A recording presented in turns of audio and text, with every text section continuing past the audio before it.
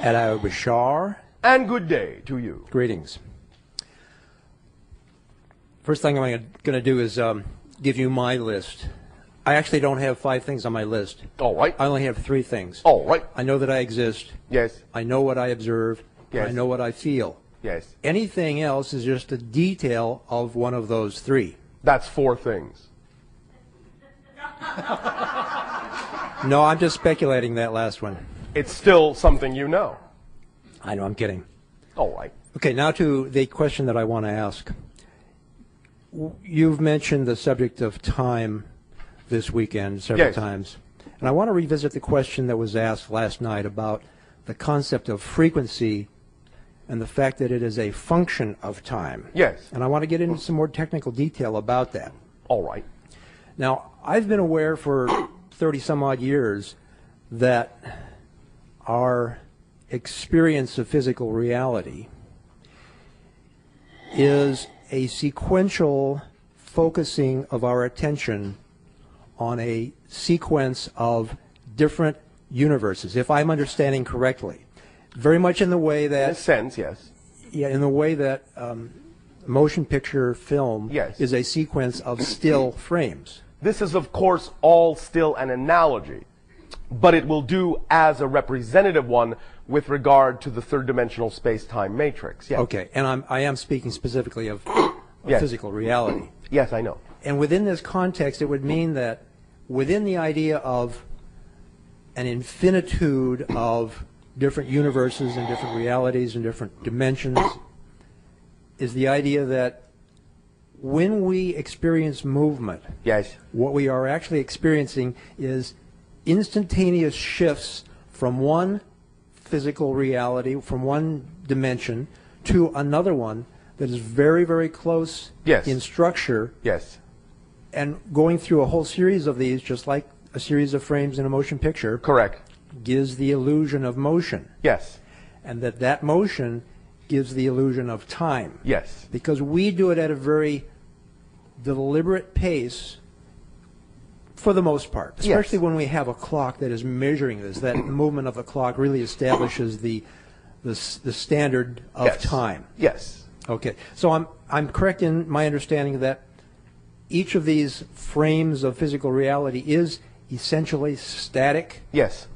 Okay. And this gets back to the change and no change idea that we were talking about earlier. Yes. Everything is changed, but there is no change. Correct. Okay. So each of these physical realities is static. Yes. And now let's bring in the idea of frequency. Yes. Frequency is vibrations per unit of time. Yes. But time is the illusion of motion, which is a shifting from one dimension to the next. And I'm wondering exactly how frequency relates to that shifting from one dimension. The frequency that you create in your consciousness when you create the illusion of time is what determines exactly which frames fall into the slot that give you your sense of continuity. Does that make sense? I didn't totally get it. No. All right. The ideas that you create in your consciousness, the illusion of time, by creating the concept of frequency. Yeah. In doing so, once you have created that, it then determines which of the static sequence of parallel realities you actually experience as your continuity of motion. Because let's just say, again, even though I understand there may be shortcomings in third-dimensional language to express this, let's say you choose to operate on a certain frequency within your consciousness. Okay. By establishing that frequency, by setting up that illusion of time and frequency, you might choose every third frame, or every second frame, or every fifth frame as your expression of change in space. Okay. So the frequency at which you operate determines exactly how you experience the idea of the continuity of motion. Okay. Which frames are represented in that sense. Okay. So would the higher frequency be a skipping of more frames Yes. Okay. But really, there's not really a skipping of frames. It's No, not really. Those frames that you're quote unquote skipping just aren't part of that motion picture of your existence. Correct. Okay. Now let's get into the idea of frequency of non-physical beings. Yes. Because I understand that they also experience or express a frequency. To some degree, yes. Okay. But if they are not experiencing or not focused in physical reality, Yes. and we've been talking about frequency of progression of attention on frames in physical reality, Yes. There are frames of non-physical reality, too. okay. So They are just of a different quality.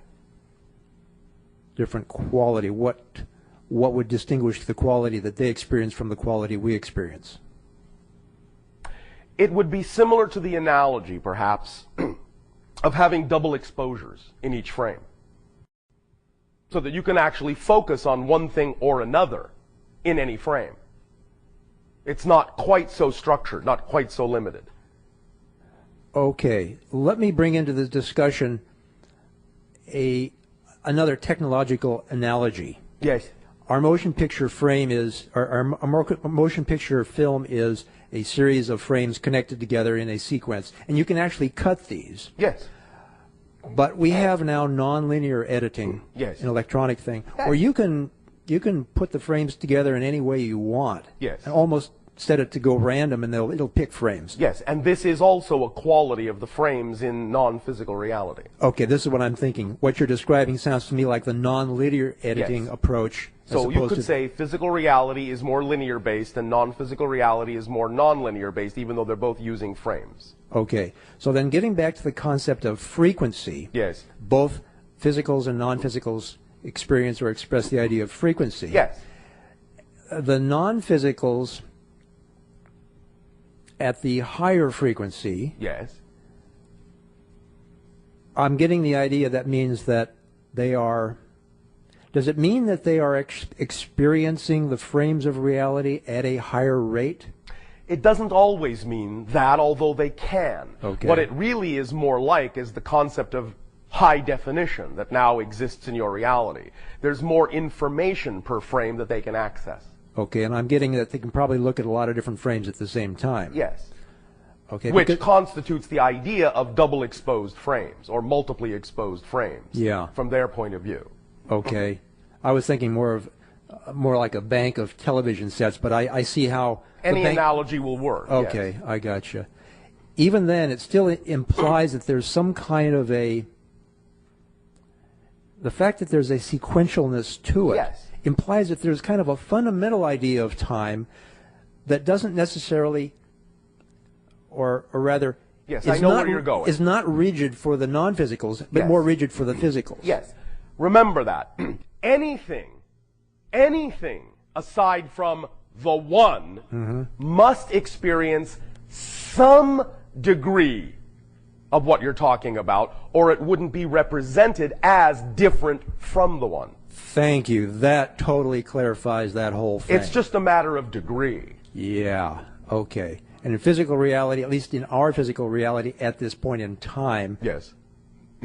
our time is highly structured Yes. and very standardized, except for people who are wafting out of it Yes. and back into it and that kind of That's what the idea of the increase of your frequency is all about, is you're starting to exist in that quasi-planar reality that is shifting dimensionalities and gives you more access to more information per frame. thing. Okay. Now, relating this to your experience in your reality, Yes. I understand that you move around. You may walk from your control chair to the doorway of your spacecraft. So you are experiencing time also. To some degree, yes. Although we have more facility with allowing it to be more flexible. Yes. I understand, but if you are actually walking from your chair to the door, Yes. that is an experience of time. Yes. And although in the next instant you may be down on the surface of your planet, Yes. and then back up Yes. 2 instants later, Yes. there is the sense of time in that there's actual movement and you can observe movement. Yes. People walking around on your planet. We understand it enough to be able to relate to your sense of time, yes. Okay. And it is a realm that we ourselves have, at least to some degree, also come up through. We were, in that sense, more structured in the beginning of our evolution than we are now. Mm-hmm. Were you ever as structured or at least standardized in your experience of time as we are? No. Okay. We were created to be less standardized to begin with. Gotcha. Okay. I believe that answers my question in its entirety. Thank you. Thank you.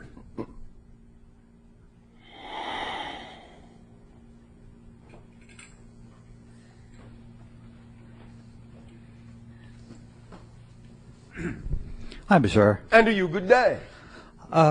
Jill, I know what I wanted to ask you. Bashar, what's this I understand about your birthday on 11/11, November 11th? The idea of our time frame overlaps your time frame so that there is a corresponding date that represents my birthday, as best as can be translated into your calendar. It's not that we have the same kind of calendar, but we are simply saying that the idea of our reality as it overlaps with yours will create a coincidental date that is represented by the date 11/11. I find that very interesting because my wife and I decided very strongly to get married on 11/11. Yes. And we're having our first anniversary in a couple of days on 11/11. Congratulations. Thank you very much. For us, the idea represents something similar to the word in our ancient language, Eli, Eli. which is, in that sense, a reflective mirror. Eli. Yes, Eli, Eli. the reflection. And if you say that backwards, it's Eli. Yes. Interesting. And so is 11/11. Very interesting. I was at the gym, say about 6 months ago, and I was listening on my iPod to one of your talks, and iPod, all right. iPod, one of our recording devices, Yes. playing back. If you guys haven't heard about it up there, then I mean it's all over the place over here. Well, you iPhones? see, we have Wii pods. Ooh, I like that. I like that. That's good. Ooh, I like that a lot. Wii pods. So your pods are like really small? Is that what, I'm sorry. Anyway. Okay, what I wanted to ask here. I'm sorry. Too much sake at lunch. What I wanted to ask was, Yes. so I'm working out at the gym, and all of a sudden I heard you say on the talk that you have interacted with us physically, Yes. in some cases, and then we've forgotten. Yes. I found myself laughing. Oh, I why so? instantaneously went into laughter. Yes. And I don't know why. And I wanted to ask you, did you and I actually meet at that instant when I heard that on my iPod? Not as you understand time. Okay, I'm talking about the physical time that we're Yes, I talking understand about what right you now. mean. So Not as you mean time, not at that instant exactly. I see. And because you and I have talked about this before about us having met several Yes. times in the past. Yes. And me not having any, Yes. not even a sense of time loss, which I hear No. is common. No, you will have no sense of time loss in this. The Yeah. meetings take place in a time-suspended arena. Ah, okay. Have you ever shown up at any one of these gatherings to date? Yes. Really? Yes. Cool. Whatever temperature you want.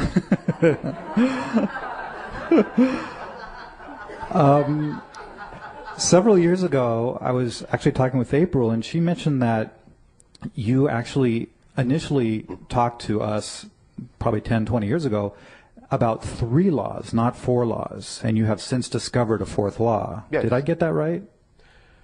We understood the 4 laws, but it wasn't ready to be applied to our conversations. I see. So you had known about it, but Yes. it was only appropriate to talk about the first Yes. 3 or whatever the 3 were. Yes. We had I to see. establish a baseline before we went into the idea of altering that. I understand. Okay, good.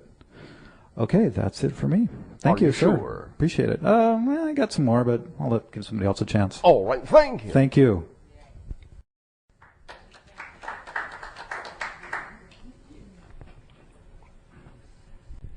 Hi, Bashar. And to you, good day. My question is, where does existence come from? itself. It doesn't come from anywhere. Your question itself does not fit in the idea that you are asking. Existence does not come from. Existence only is. How come there's just not nothing? There is, but even nothing is something. Nothing is different from our perspective than non-existence. Is that what you're actually referring to when you say nothing? No, I mean, it seems like way back when, somehow, There is somewhere. no way back when, except within existence. You may be confused because the idea is that time is subject to existence. Existence is not subject to time. Time is a concept within existence. Existence is not a concept within time. It seems like there had to be some start to it all. I know it seems like that to you. And within existence, there are starts and stops. Yes. But not to existence itself. How could it ever get created? It didn't. It just is. Creation happens within existence. All the concepts you can possibly imagine about beginnings, creations, starts, and so forth are concepts within existence. There is no outside to existence. Is it not possible to imagine with the human mind how No. the totality of existence? No, because you cannot imagine non-existence. Try it. I'm trying. You can't. I'm having a hard time. You can't. It's not possible.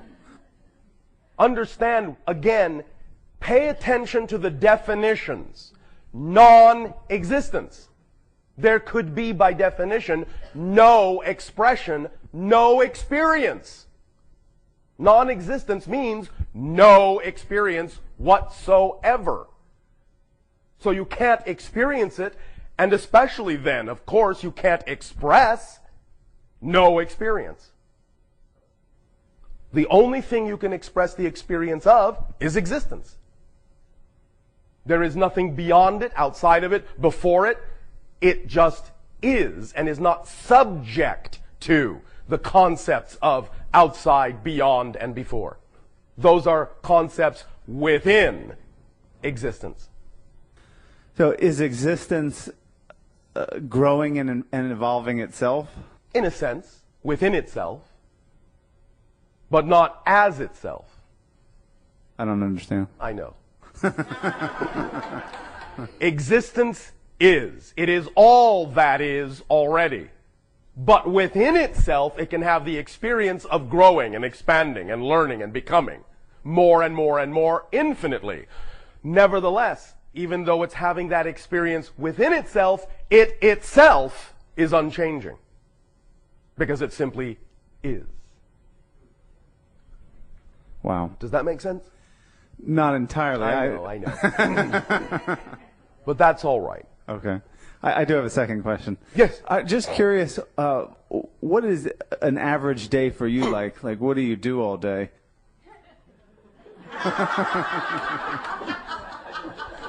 Oh, let's see. Breakfast at 9.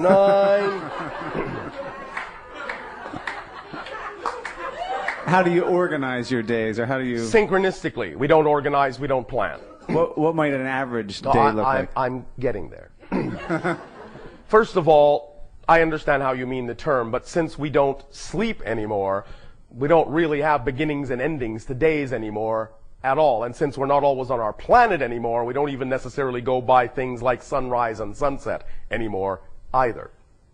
However, the idea of the so-called average day for me might be that I will be in contact with several different civilizations, establishing rapport and communications to allow for the continuation of relationships or even the beginning of them. I will also go on exploratory missions within spaceships, sometimes my own scout craft, sometimes what you call city ships or motherships, to investigate and explore various regions of the universe or other multiverse dimensionalities. Sometimes I will participate in the expression of art. Sometimes I will participate in the expression of song if it moves me to do so. Sometimes I will interact one-on-one with various beings. Sometimes I will communicate in the way I'm communicating now to all of you, with you and others as well. These are some of the typical, quote-unquote, things that are representative of my passion. That does sound exciting. I think so. Oh, wait a minute. I know so.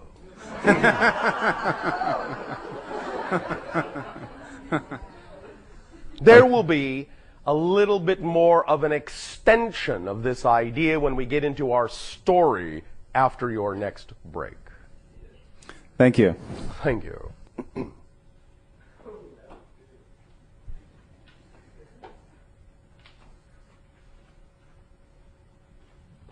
Hello, Bashar. And a you good day. Okay, so I have a question for you that I've been trying to figure out how I want to ask it, so I'm just going to ask as I do. Yes.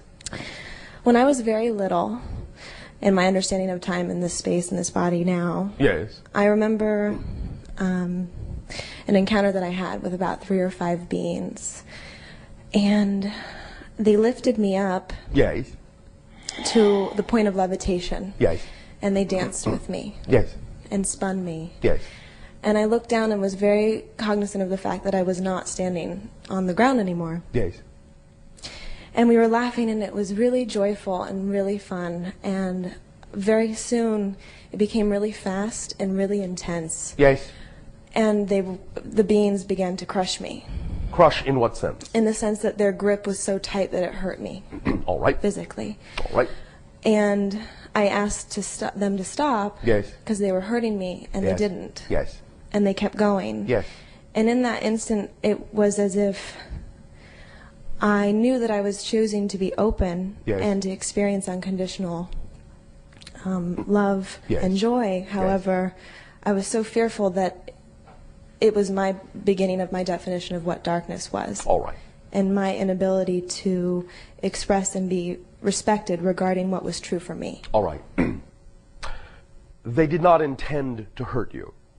And on whatever level they are capable of expressing it, they would apologize.